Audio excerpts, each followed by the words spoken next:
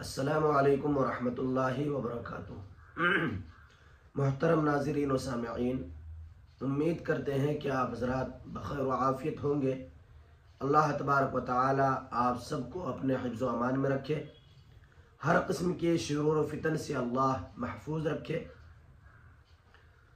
आज आप हज़रात के सामने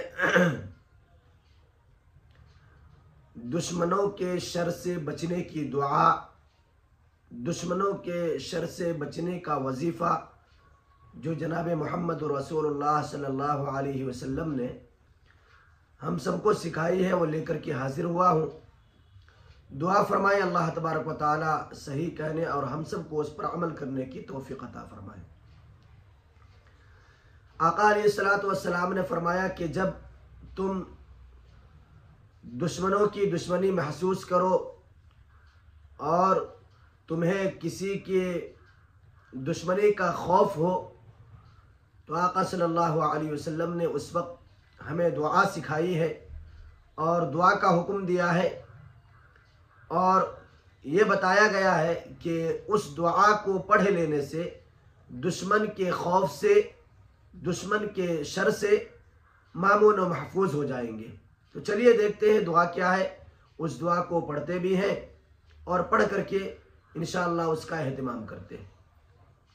आका सल्लल्लाहु अलैहि वसल्लम ने दुश्मनों से बचने की जो दुआ अहादीस मुबारका के अंदर बताई है वो बहुत सारी है।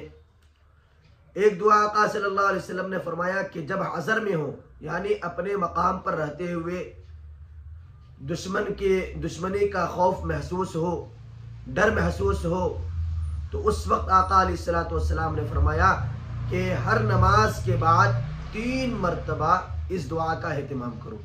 वो दुआ क्या है? वो दुआ है अल्लाहुम्मा इन्ना नजअलुका फी नुहूरिहिम व नऊज़ु बिका मिन शुरूरिहिम। एक दुआ तो ये है। दूसरी दुआ आका सल्लल्लाहु अलैहि वसल्लम ने डर और खौफ के वक्त जो हमें सिखलाई है वो है अल्लाहुम्मा इन्ना नऊज़ु बिका मिन जहदिल बला व दरकिश शक़ा व सूइल क़ज़ा व शमाततिल अअदा।